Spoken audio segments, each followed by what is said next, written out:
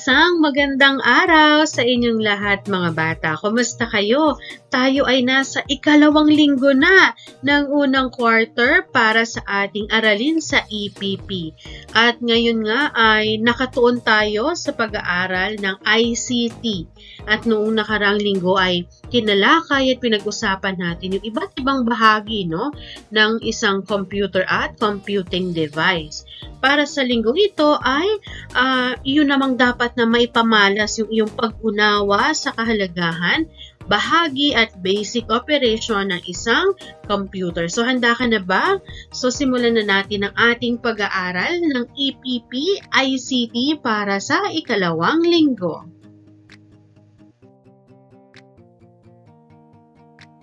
Ito yung ating dapat na mga pag-aralan sa unang araw, At simulan natin ito sa pamamagitan ng isang maikling balik-aral.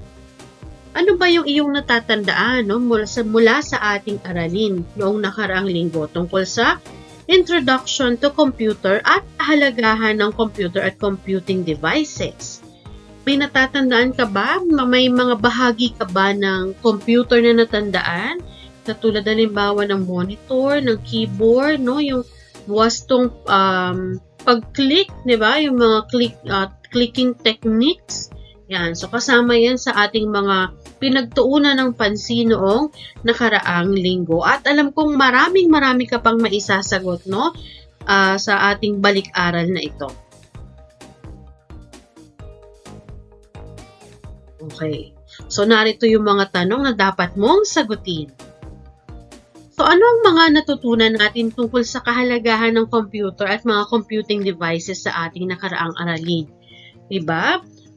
Kumbaga sa computing devices natin, nakakagawa tayo ng mga basic operations doon, At ano pa, yung iyong mga natutunan, magbigay ng 1, 2 o 3 man lang na ideya na naiwan sa iyo matapos nating pag-aralan ang mga computing devices at yung computer, ano ba yung ginagawa ng monitor?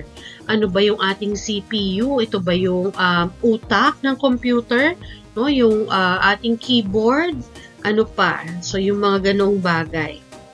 Ikalawa, paano tayo tinutulungan ng mga computer sa ating pang-araw-araw na gawain? Hindi lang mismo yung ating mga computer set at mga laptop, hindi ba? Maging yung ibang mga kagamitan natin sa pang-araw-araw na buhay na kung saan ginagamitan ng mga operating system, hindi ba? Na kung saan pinapadali nito yung ating mga gawain at ating mga trabaho sa araw-araw. Nagiging mas convenient, mas nagiging madali at magaan yung trabaho para sa atin. Okay, so ilan lang yan sa mga na itutulong ng computer sa ating pang-araw-araw na gawain. Napakarami pa niyan kung iisa-isahin natin. Okay, so ano ba yung benepisyo at panganib ng paggamit ng internet at mga digital devices? So ito yung isa sa mga dapat nating pagtuunan ng pansin kasi kung napapansin natin, may ultimo 1-year-old, 2 years old, napakagagaling na nilang humawak at mag-swipe ng mga gadgets. So, sa totoo lang, di ba, ang sabi ng mga doktor, hanggat maaari, dapat ang mga batang may taon o may gulang na 5 taon pababa, hanggat maaari, no screen time pa sila. Ibig sabihin, hindi pa sila dapat tumututok sa mga cellphone, sa mga tablet, sa mga TV, kasi na-expose na yung kanilang mata doon. At isa pa yung radiation na inilalabas ng mga gadgets na ito. So, may mga hindi rin siya magandang naidudulot sa ating kalusugan. Gayon din, yung paggamit ng internet, napakalawak kasi ng sakop nito. Lahat kaya nating ma-explore, o madalumat doon sa internet. Kaya naman, kailangan na filter din ng ating mga magulang, ng ating mga guro, yung mga binabrowse natin sa internet. Dahil hindi naman lahat ng ating nakikita dito ay wasto at nakakabuti para sa atin, lalo na sa inyong mga kabataan. Okay.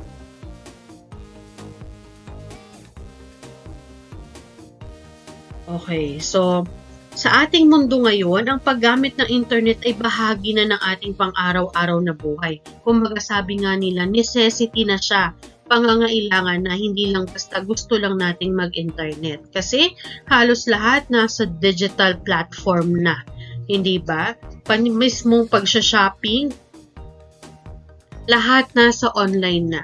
Hindi ba? Pupunta na lang sa mall kapag talagang gusto nating doon bumili ng gamit. Pero kung ating susumahin, no, halos lahat na talaga ay pwede nating makita via online. Magpapa-register, lahat, no, bibili ng ticket, almost automated na lahat. Kumbaga, hindi na siya mahirap, napipila ka pa ng mahaba, kung gusto mo magpa-appointment o kung gusto mong bumili ng ticket, lahat talaga halos ay nasa online platform na. At sa pamamagitan ng internet, nagkakaroon tayo ng access sa iba't ibang impormasyon, komunikasyon at mga digital na aktibidad o gawain. No? Isa sa mga magandang dulot ng internet ay yung komunikasyon kasi lalong-lalo na kung tayo ay may mga kapamilya na nasa malayong lugar. No, nasa probinsya, nasa ibang bansa, hindi na nagiging hadlang na hindi magkita ang magkakamag-anak, no? At pamilya kung nasa malayong lugar. Sapagkat sa pamamagitan ng internet, maaari na tayo makapag video call sa kanila or video conference man. Halimbawa, ikaw ay isang businessman, no? Paglaki mo, gusto mong maging businessman. So, malaking tipid para sa iyo. Bakit? Sa halip na pumunta ka pa sa ibang bansa para makipagkita, no? Para lang makipag-usap sa isang business partner, ay maaari na kayong mag-usap via video conferencing. At kapag halimbawa, nakapag-seal na kayo ng deal, no? Nag-agree na kayo sa inyong negosyo, saka na lamang kayo magkikita ng personal para magpirmahan ng kontrata. Hindi ba? Kumbaga, hindi na nagiging hadlang yung distansya para magkaroon ng komunikasyon, no, sa ating kapwa. No? Kaya napaka lawak talaga ng maaring magawa, lalo na kapag tayo ay may internet. No? Yung mga digital na gawain, kayang-kaya nang gawin. Kumbaga napatunayan nga natin ito nung tayo ay nagkaroon ng lockdown, di ba? Na kung saan lahat nag-shift sa online, maski pag-aaral ninyo, nag-shift na sa online. Pero iba pa rin yung face-to-face, no? Iba pa rin yung nakakasalamuhan yung inyong guro at ang inyong mga kamag-aral. Pero naging isang option na ito ng kagawaran ng edukasyon sa tuwing magkakaroon tayo ng mga hindi ka nais-nais na sitwasyon. Halimbawa, sobrang init, sobrang lakas ng ulan, no? O yung bagyo na minsan tumatagal ng ilang araw at nagiging sanhi para masuspende ang klase. So, hindi na iyon magiging hadlang para maputol yung inyong pag-aaral dahil maaari na tayong mag-shift sa online classes. Gayunpaman, kasama ng mga benepisyong ito ay may mga panganib din na dapat nating paghandaan. Ayan, kumaga may pros and cons, no? May mga positibo at mayroon ding negatibong epekto, no? Yung internet sa atin. Mahalaga na malaman natin kung paano protektahan ang ating sarili at manatiling malusog habang ginagamit ang teknolohiyang ito, di ba? Nauso yung mga online scamming, no? Talaga namang paghahack ng mga accounts, ng mga social media accounts. Hindi lang ng tao, kung hindi pati yung mga accounts, no, ng gobyerno minsan nahahack na rin at ginagamit nila ito sa hindi magandang paraan.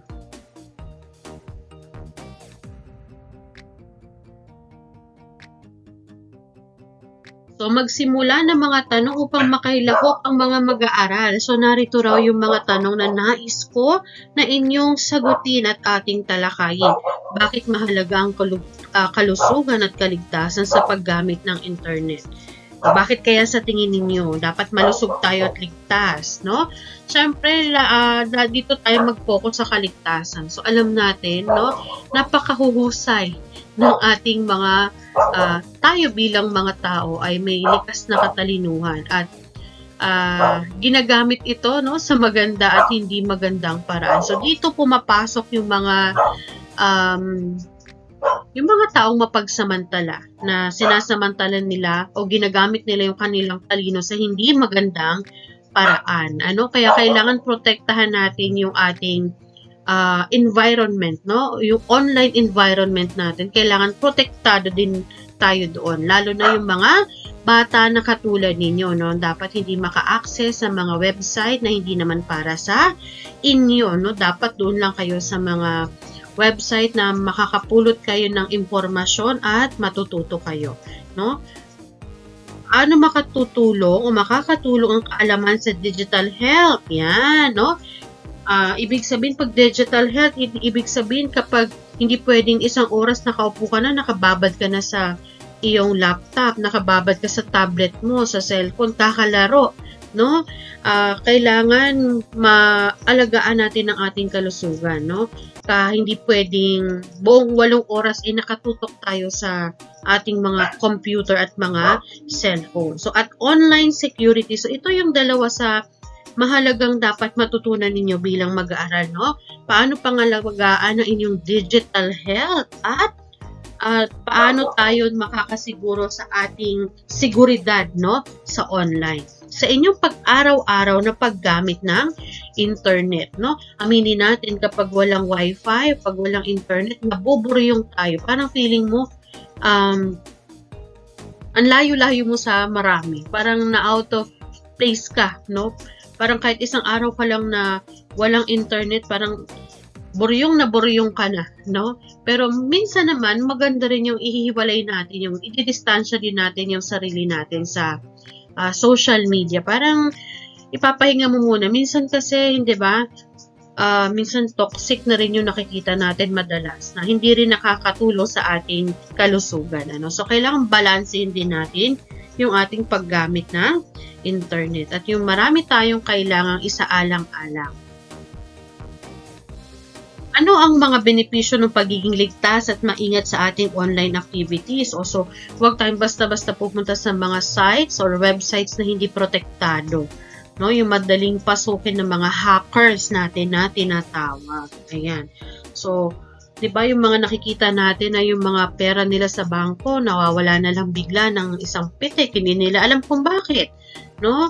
Kaya kumbaga kailangan yung kumbaga palakasin, no, yung online security, lalo na nung mga korporasyon o mga institusyon na ginagamit nila yung online platform sa kanilang negosyo para maging safe din sila at yung kanilang mga kliyente. So, tayo naman bilang mga mag-aaral at guro, kailangan alamin din natin ito para hindi din tayo maging biktima, no? Yung mga gagayahin ng profile pic mo, tapos kunwari hack nila, tapos manghingi sila ng pera sa mga kaibigan natin, no? Yun yung mga malimit na nangyayari, no? Na kung saan ihahack, tapos gagamitin nila yung account mo para makahingi ng pera sa mga nasa friends list mo. So, yun yung mga pamilyar, no? O yung mga laging nangyayari.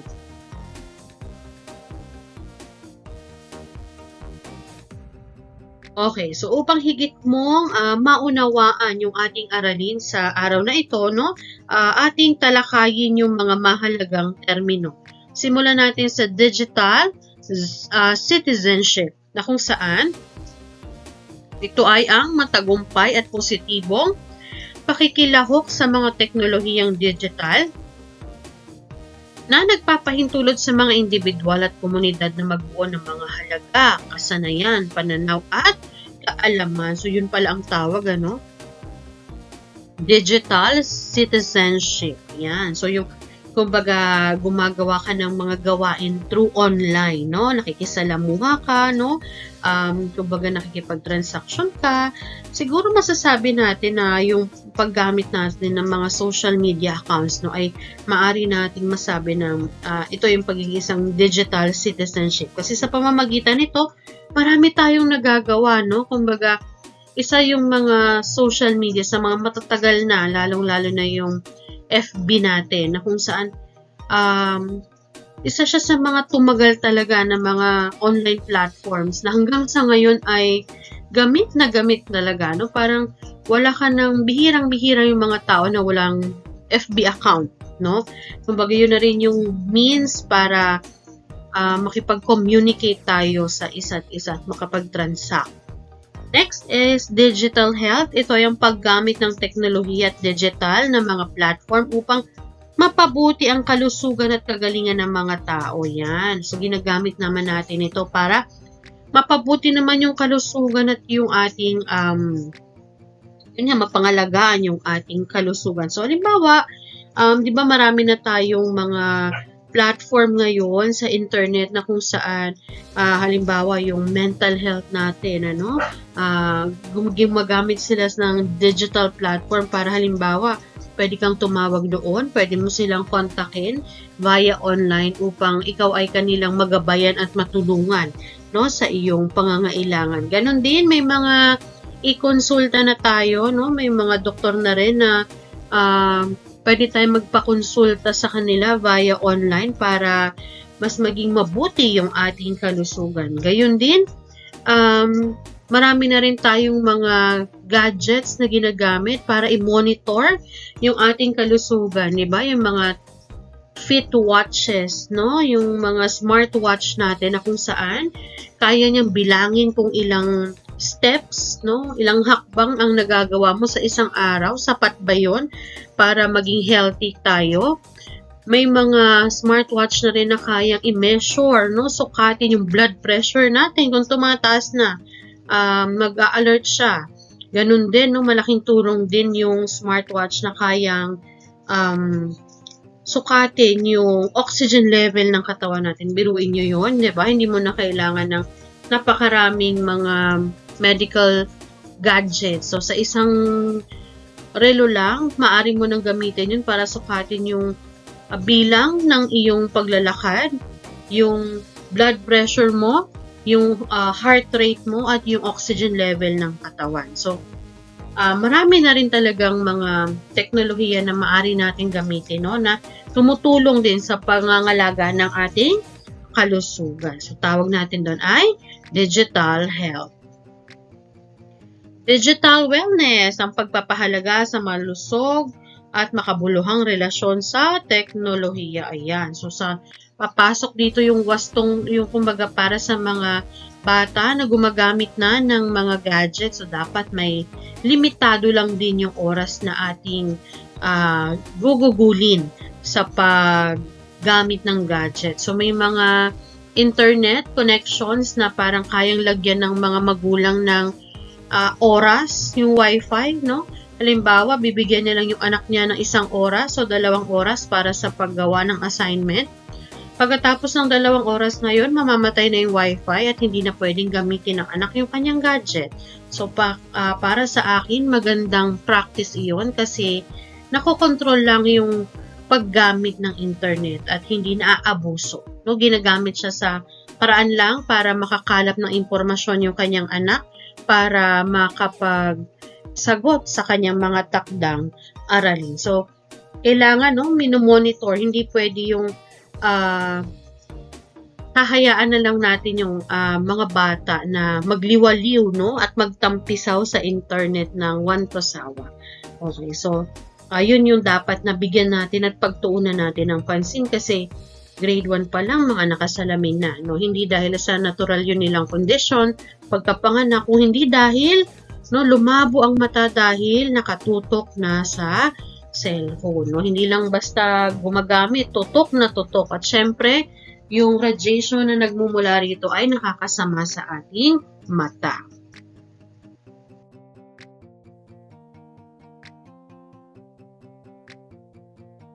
Okay, online security ay ang paggamit ng iba't ibang proseso at teknolohiya upang protektahan ng mga datos, mga network, mga server, mga computer at mga elektronikong sistema laban sa sama-samang atake. Di ba lagi tayo sa mga cellphones natin may mga antivirus tayo, no? Kahit sa mga laptop na may mga dina-download tayong mga apps na ginagamit natin para hindi tayo mapasok or hindi mapasok ng virus yung ating mga gadgets. Yan. So, yung pangangalaga niyan, yung proseso na yan na tinatawag natin para protektahan no? Lalong-lalo na yung mga USB, napakadali niyang ma-virus, no? Kaya hindi, yung iba talaga dumating na sa point na hindi na talaga nagpapasaksak, no, ng USB yung iba, kasi kapag nakorap, no, yung USB, pag nagka-virus, damay lahat ng files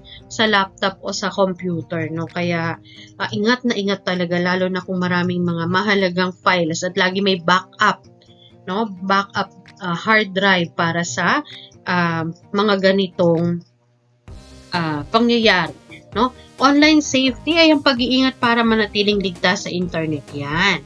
Dapat natin ito laging isaalang-alang. Computer virus, isang uri ng programa na ginawa upang makapanira ng mga lehitimong aplikasyon sa iba pang programa ng computer. Yan ang pinaka kinakatakutan natin, ano? Yung ma-virus yung ating computer, makorap yung mga files natin, ibig sabihin mabura lahat, at kung mamalasin pa talaga at sobrang tindi ng virus, is kaya niyang sirain yung operating system mismo ng ating laptop or ng ating PC.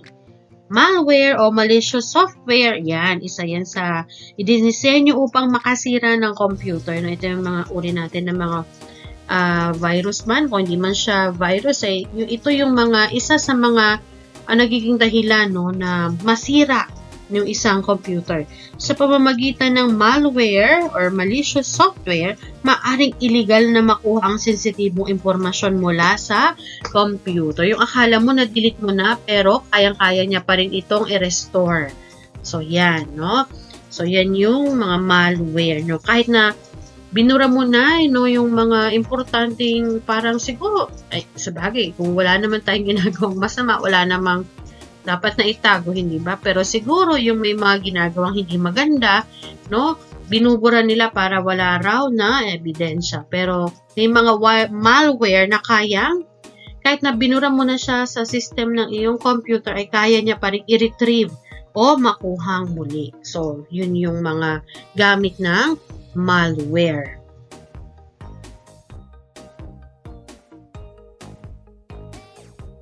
Okay, so dito tayo sa iproseso natin yung ating mga binigyan ng kahulugan ng mga termino. Ang digital health and wellness ay mahalaga sa ating lahat. Ito ay nagbibigay daan sa atin na mas maging-responsabling gumamit ng teknolohiya para sa ating kalusugan.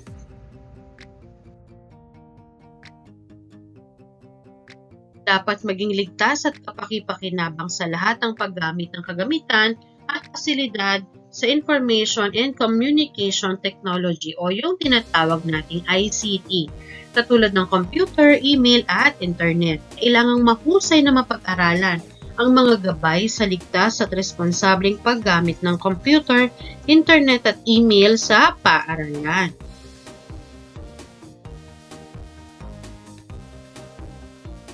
So, narito yung mga tanong. Ano ang mga ginagawa ninyo para mapanatiling malusog ang inyong sarili habang gumagamit ng computer o gadgets? So, una, maaring may katabi kang tubig, no? Para hindi ka mauhaw masyado. Grabe naman kasi kung ma-dehydrate, ano? Pero kung baga nakakainom ka pa rin ng tubig, kahit na gumagamit tayo ng computer, ano pa?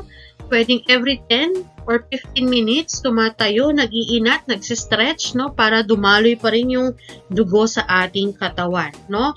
Yun yung mga paraan na pwede nating gawin. O kaya naman nag-chair exercise, may mga chair exercise tayong napapanood na kung saan kahit nakaupo ay pwede tayo mag-exercise. So, upang mapanatiling malusog ang ating pangangatawan. So, ano yung mga naranasan ninyo na maaring makasama sa inyong kalusugan habang gumagamit ng internet? Yung hindi mo na mamalayan, halos wala ka na palang kakurap-kurap sa harap ng inyong laptop or computer, no? Dahil sa sobrang focus mo at gusto mong matapos ang lahat ng iyong assignment, no? Hindi mo na malayan, 4 na oras ka na palang nakikipagtitigan sa iyong computer. At ito ay hindi maganda, no? Kasi nakababad. Dati nauso pa yung yung screen protector, no, monitor protector, na kung saan parang dinidim niya yung monitor para mabawasan yung radiation na lumalabas or para maprotektahan yung mata natin. At meron na tayong mga tinatawag na anti-rad glasses. Yung anti-radiation glasses, pinapagamit habang nagko-computer yung mga bata, no, para mabawasan yung pagpasok ng radiation, no, yung na nagmumula, no, sa mga gadgets natin. Mabawasan yung pagtama nun sa ating mata.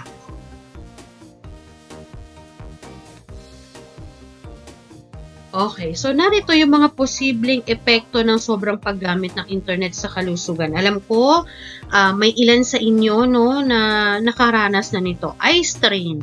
Yung parang pakiramdam mo, pagod na pagod yung mata mo. Parang yung sobrang pagtutok mo, parang nararamdaman mo na yung pagod ng mata mo na gusto mo na lang ipikit. No? Kahit na minsan ipikit mo, parang iba pa rin ang pakiramdam. No? Ano pa? Sleep problems. So, nahihirapan matulog.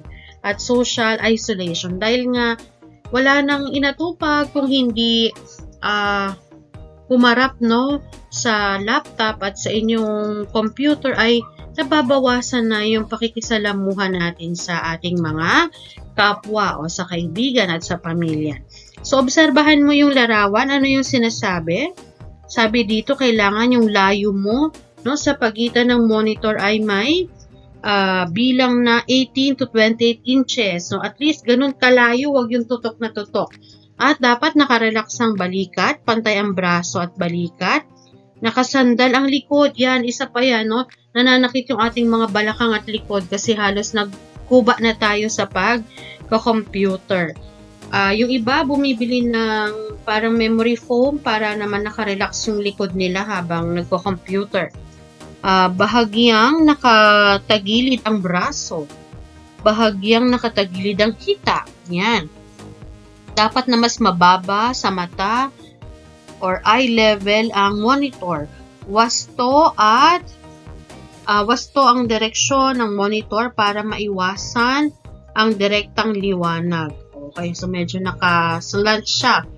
Hindi masyadong hindi sumasayad ang hita sa ilalim ng mesa kung saan nakapatong ang monitor. So, ito yung ilan sa kanilang mga mungkahi na paraan, no, ng habang ikaw ay nagko-computer o gumagamit ng gadget. Gayahin ang posisyon ng mag-aaral sa larawan. Nagpapakita ito ng wastong posisyon ng bawat bahagi ng katawan sa paggamit ng computer.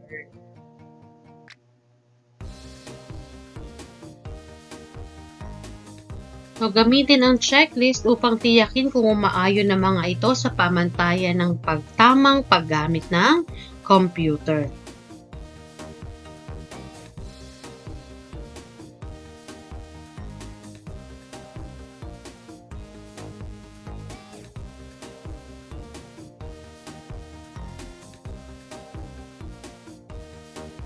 So, narito yung checklist na, no? So, maglagay ng check sa hanay ng thumbs up kung oo ang sagot at thumbs down naman kung hindi. So, ito yung pamantayan sa tamang paggamit ng computer.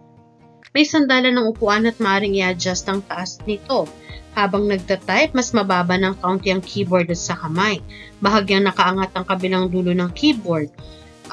Kumbaga nakaslant, no? Nakaupo ng tuwid at nakalapat ang mga paa. Tama lang at hindi masyadong mahigpit ang pagkakahawak sa mouse at nakiklik ito ng mabilis.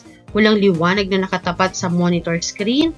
Tinaasan o binabaan ang liwanag o brightness ng monitor hanggang sa maging komportable ang iyong paningin. O i-adjust natin yung brightness, no? Ganon din sa ating mga cellphones, no? Huwag sobrang liwanag na masakit na sa mata. Dapat komportable lang yung mata natin. Okay, next. Yung mga gabay, narito yung mga gabay para sa kasiyasiya at responsableng paggamit ng internet para sa mga bata. O, tandaan ito mga bata. Limitasyon. Mahalaga na ang mga bata ay may limitasyon sa kanilang gamit ng internet. Dapat nilang malaman kung hanggang saan lamang sila dapat mag-browse o maglaro online. May ibang mga magulang, no, sa cellphone, naka-restrict no, nagre-restrict sila ng mga app na hindi dapat na gamitin ng kanilang anak. At yung mga na-open lang ng mga bata na katulad ninyo ay yung mga application na alam nila na makakatulong sa inyo. Ito ay upang maiwasan ang pag-aaksaya ng oras at mapanatili ang balanse sa kanilang buhay. Siyempre, huwag nating alisin sa kanila yung paglalaro katulad nyo, no? Kumbaga, hindi ibig sabihin naglalaro kayo ng cellphone ay okay na yon. Dapat nakikihalubilo rin kayo sa inyong kaibigan, sa inyong kapatid. Naglalaro kayo ng badminton, no? Ng basketball, habol-habolan, at iba pa. Okay. Think before you click, no? Ito yung malimit na pinapaalala sa atin, no? Ng ating mga guru din, no? Isang mahalagang prinsipyo ay think before you click. Bago mo i-click ang anumang link o button online, dapat suriin mo muna kung ito ay ligtas at kung mayroon itong potential na makasama. Minsan yung pagla-like natin, nag-auto send siya sa lahat ng friends natin. No? Magugulat ka na lang, may matatanggap kang message.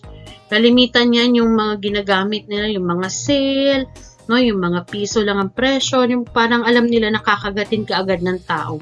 So pag kinlik mo yun, wala na. Pwede na nilang ma-access ang mga mahalagang impormasyon, mga personal at mahalagang impormasyon tungkol sa iyo. So mag-ingat tayo sa mga link, no, na nasisend sa atin basta-basta o yung mga link din na nakikita natin sa internet. Okay. Sunod ay respeto. Tinutukoy nito ang paggalang sa iba, lalo na sa online community. Dapat tayo ay magpakita ng respeto sa mga kapwa natin netizens. Huwag mag-post ng masasakit na salita at iwasan ng cyberbullying. So, ito naman yung isa sa mga nagiging problema natin. Ano? Pag nakita mo yung mga social media accounts, napakaraming comments. At kapag tinignan mo yung comments, doon sila nag-aaway, doon naglalaita, no? Hanggang sa pwede mo nang masabing nagkakaroon na sila ng cyberbullying na tinatawag. Na kung iisipin, hindi naman nila personal na kilala yung isa't isa. Pero dahil hindi sila magkaparehas ng opinyon sa isang bagay, doon sila nagtatalo, nagsasagutan at nagbabatuhan ng hindi magandang mga salita. So dapat na itaguyod pa rin natin at pahalagahan yung respeto sa kapwa. Pang-apat, positibong paggamit. Ang internet ay isang malaking tulong sa edukasyon, komunikasyon at iba pang aspeto ng buhay. Dapat gamitin ito para sa mga positibong bagay tulad ng pag-aaral, pagbuo ng kaalaman at pagtulong sa iba. Responsableng paggamit. Bilang mga bata, kailangan natin maging responsable sa ating online behavior. Ito ay kasama na ang pag-iwas sa pag-post ng personal na impormasyon, paggamit ng social media ng maayos at pag-unawa sa mga panganib ng online world. Diba? So, kaya nga meron tayong mga tinatawag na data, yung kumbaga online, yung kumbaga yung mga policy, no? Yung Data Privacy Act, no? Hindi tayo pwedeng mag-post, no? Kaya binibili na kapag halimbawa nagkakaroon ng mataas na grade ang bata, no? I-blurred, no? O takpan yung mahalaga at mga personal na impormasyon. Ano-ano ba yung mga personal na impormasyon na yun, no? Yung mga reference number nyo, no? Yung mga LRN natin na tinatawag, learners reference number. Ano pa? Yung inyong mga address, inyong mga telepono, signature, takpan, pangalan ng bata, hanggat maaari. Kasi maaring magamit yan ng mga masasamang loob, no? Gagamitin sa hindi magandang paraan. So, kailangan maging responsable tayo kahit na sobrang proud tayo, no? Nananalo tayo at nakakuha ng first honor yung mga anak natin, lalo na sa ating mga magulang, no? Iwasan po natin hanggat maaari, no? At kumbaga minsan, 'di ba, nagpapaalam pa yung inyong mga guro sa inyo kung pwedeng i-post yung picture ng mga anak nyo kasi kumbaga karapatan nyo po yun na tumanggi, no? At kung hindi nyo papahintulutan, hindi naman yun ipopost sa kanilang social media accounts. Okay, dito, isulat sa graphic organizer ang mahalagang alalahanin at mahalagang aalalahanin para sa ligtas at responsableng paggamit ng internet. Yun, so yung mga binanggit natin, pwede nyong isulat dito. So, ang inyong natutuhan, ano ang inyong natutuhan mula sa ating aralin? So, maaari nyo rin gawin yung inyong worksheet, no? Pwede nyo rin gawin yung inyong worksheet. So, para sa gawain bilang isa, yung posisyon, layo at oras sa paggamit ng computer at iba pang computing devices. So, narito na ang inyong gawain para sa ikalawa at ikatlong araw. So, malaki ang pakinabang sa atin ng paggamit ng internet sa pag-aaral. Nagagamit natin ito sa pagsasaliksik ng mga impormasyon sa paksang aralin. Nakakapagpalitan tayo ng mga mensahe at nakakakuha ng mga larawan, awitin, video at iba pang mga bagay na nagagamit sa pag-aaral. Subalit may panganib na kaakibat ang patuloy na paggamit ng internet. Isa na rito yung pagkalat ng malware at computer virus. Mahalagang malaman kung ano ang mga ito, paano kumakalat at paano ito maiiwasan.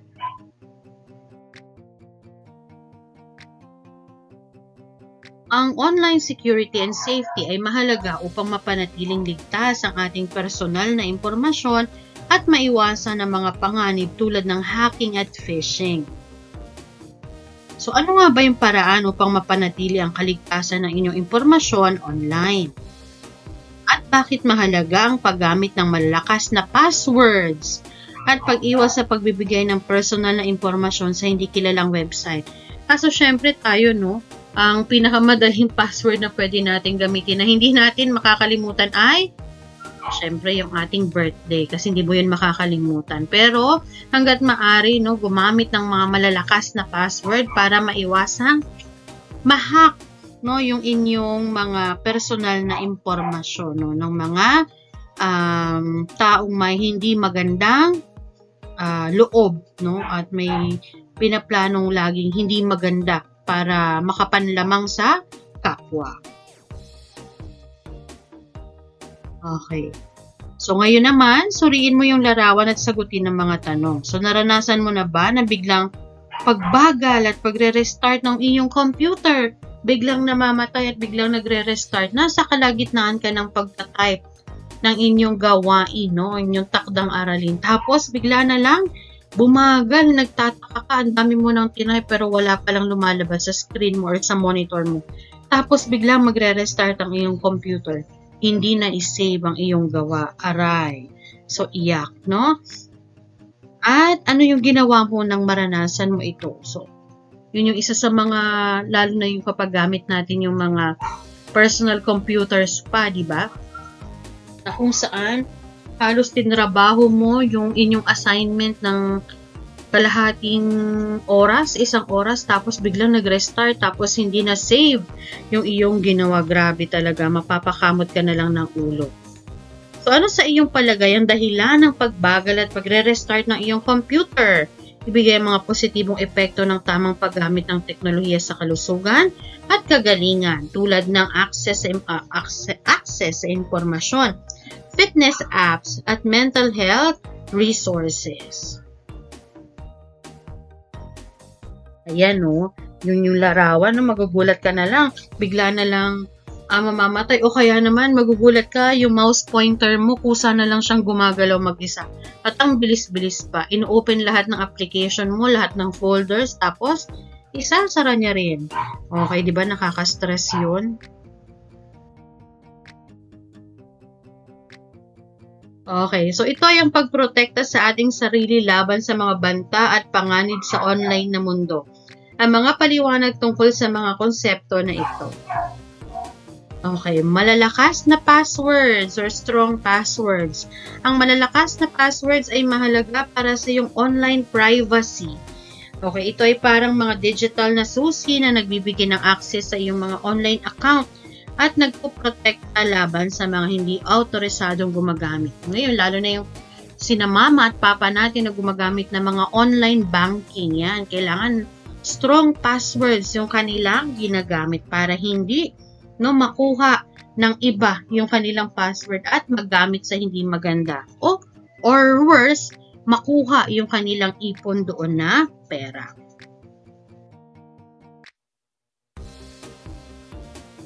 Ang mahinang password ay nagiging butas sa ating seguridad. Kaya mahalaga na gumawa tayo ng mga kakaiba at komplikadong password para sa bawat online account. Di ba nagbibigay sila ng suggestion, yung combination ng mga symbols, numbers, and letters, no? May mga naka-caps na, may mga all caps, meron ding small caps, may mga symbols pa yan at combination ng numbers.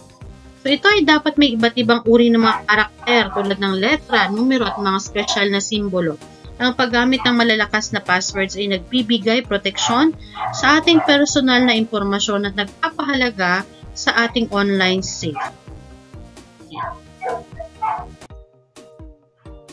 Okay, so ano ba yung phishing?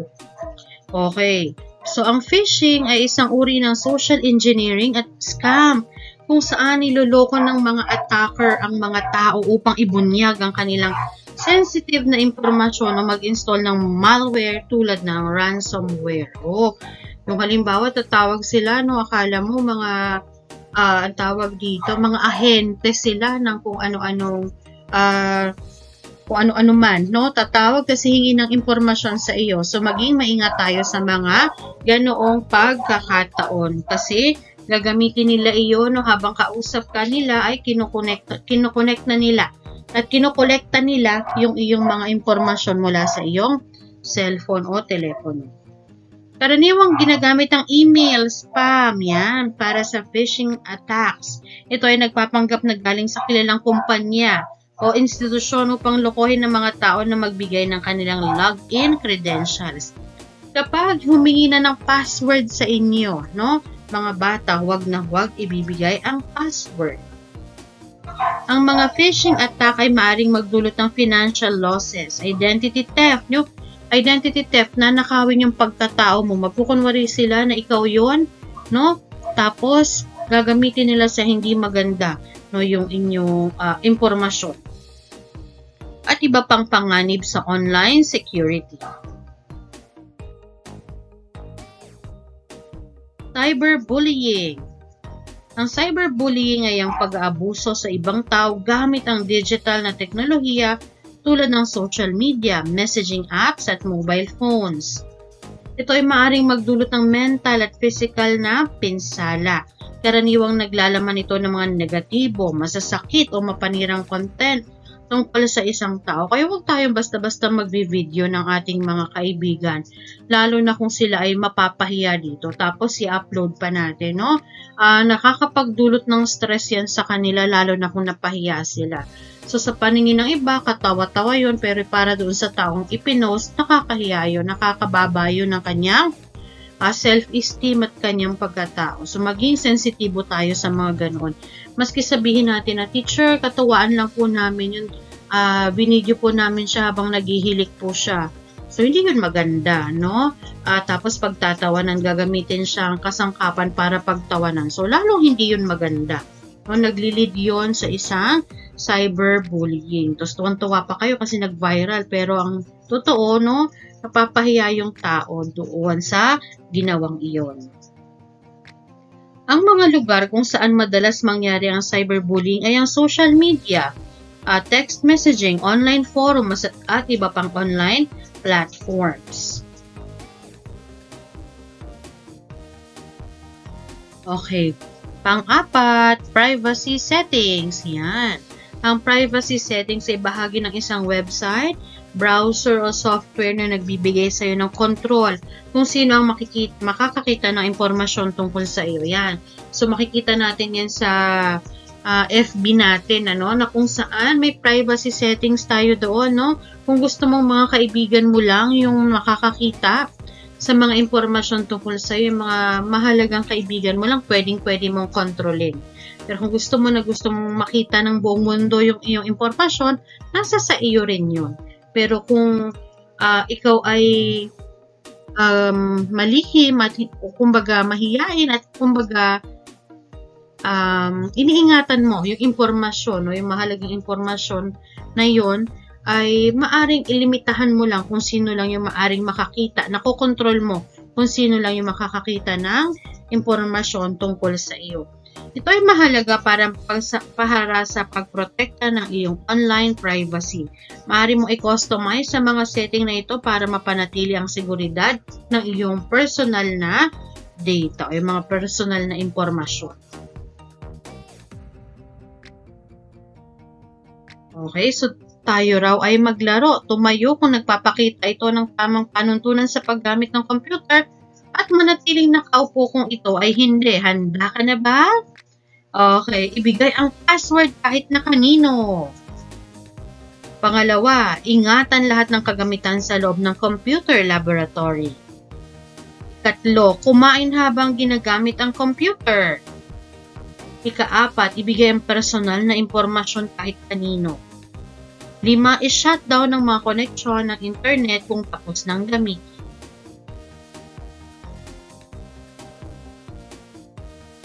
Okay, so ganun pa rin, tumayo kung nagpapakita ito ng tamang panuntunan sa paggamit ng computer, manatiling nakaupo. Ito pa rin yung ating kanina pala. Okay, so naulit lamang.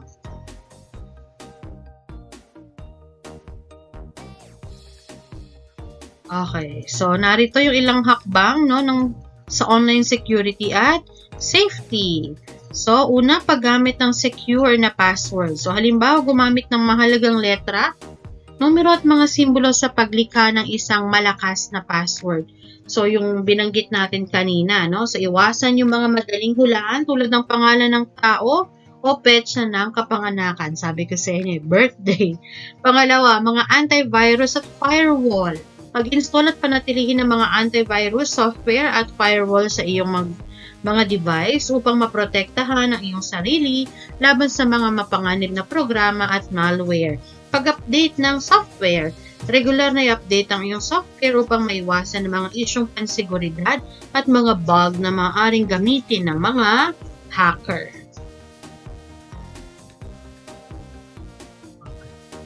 So, pagsasaalang-alang sa impormasyong pribado, mahalaga na hindi bahagi ang personal na impormasyon.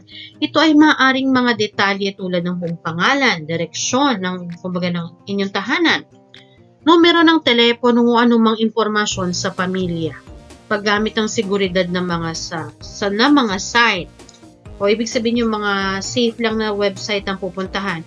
Tiyaking tama ang website na iyong sinusundan. Nagtataglay ng SSL certificate. Nakikita ito sa pamamagitan ng HTTPS upang masiguro na ang data na iyong pinapasok o dina-download ay naka-encrypt at ligtas mula sa mga potensyal na pandarayan. Ang malware or malicious software ay idinisenyo upang makasira ng computer. Yun talaga ang kanyang purpose. Sa pamamagitan ng malware, maaring illegal na makuha ang sensitibong impormasyon mula sa computer. Ang mga halimbawa ng malware ay virus, worm o yung Trojan. Grabe ang Trojan na yan.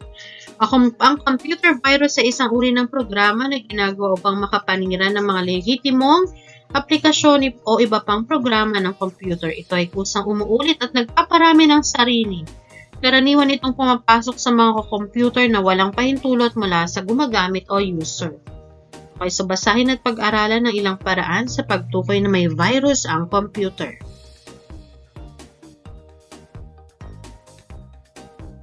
Okay, so basahin at pag-aralan, alamin mga panganib sa pag-online ng mga bata. So ano yung inyong natutunan, Ano yung mga posibleng epekto ng sobrang paggamit ng internet sa kalusugan? Okay, so dito naman, maaring magbigay ng halimbawa ng mga mensahe tungkol dito. Magkaroon ng talakayan tungkol sa cyberbullying at kung paano ito may iwasan. So narito yung mga listahan, ng maaari ninyong pag-usapan. So, talakay ng digital citizenship, particular na ang mga konsepto ng digital health and wellness, online security and safety. Mahalaga ang mga ito upang maging responsable at maingat sa ating mga gawain sa online na mundo. Sa tulong ng araling ito, matututuhan natin kung paano mapanatili ang kalusugan at kaligtasan habang tayo ay nasa digital na kapaligiran.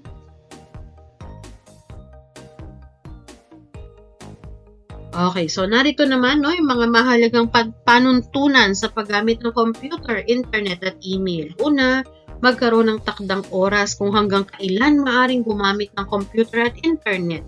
Pangalawa, piliin lamang ang mga website na maaring puntahan para sa iyong edukasyon. Pangatlo, mag-install ng internet content filter o magpatulong sa nakatatanda upang masala ang mga kapaki-pakinabang na impormasyon na maaring ma-download o mabasa. Pang-apat, makipag-ugnayan o makipag-chat lamang sa mga taong lubos na kakilala. Sundin ang wastong paggamit ng mga social networking sites, email at instant messaging. Huwag pupunta sa mga sites na mayroong malalaswang informasyon, grafiko o video. Gamitin ang mga computer at internet sa paaralan para sa layuning pang-edukasyon lamang. Iwasan ang pagkain o pag-inom sa loob ng computer laboratory. Iwasang magbigay maglathala ng mga personal na impormasyon ng ibang tao tulad ng email address, contact number at tirahan gamit ang computer, internet at email.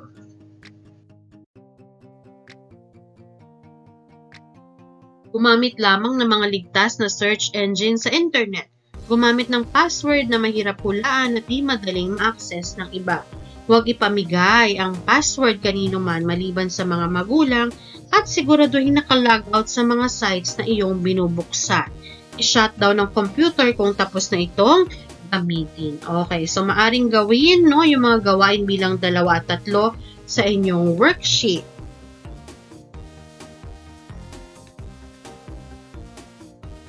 Narito na tayo sa ating ika-4 na araw at kayo na ay maglalahad.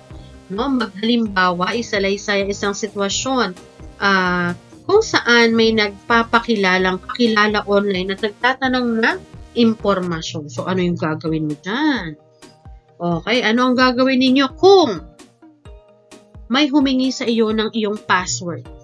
Nangyari yan sa akin, may parang humihingi ng OTP, one-time password. So, naisip ko, kapag binigay ko yung one-time password na yun, ma-access niya yung account ko. So, hindi ko na siya na-reply. Binlock ko na kaagad. At nagpalit ako ng password ng aking social media. Gustong makipagkita ang bagong kakilala sa Facebook, mag-ingat po tayo sa mga ganito. At bilang mag-aaral, wag po tayo makikipagkita sa nakilala lang natin sa Facebook, lalo na kung wala tayong kasamang mas nakakatanda sa atin. Kung talagang gusto mo makipagkilala sa bago mong friend, okay, pero dapat kasama si mama at si papa. May biglang impormasyon o halain sa computer na sa iyong palagay ay hindi angkop. So, ano yung gagawin mo dito?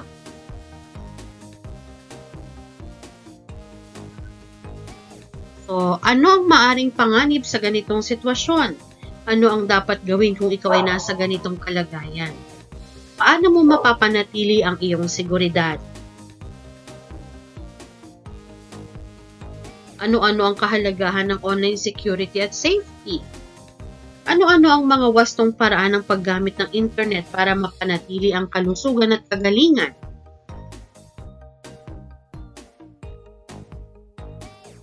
Para sa pagtataya, isulat sa notebook ang T kung tama ang pahayag at M naman kung mali. Okay, so basahin ito ng tahimik at isulat ang iyong sagot sa inyong notebook o sa inyong sagutang papel.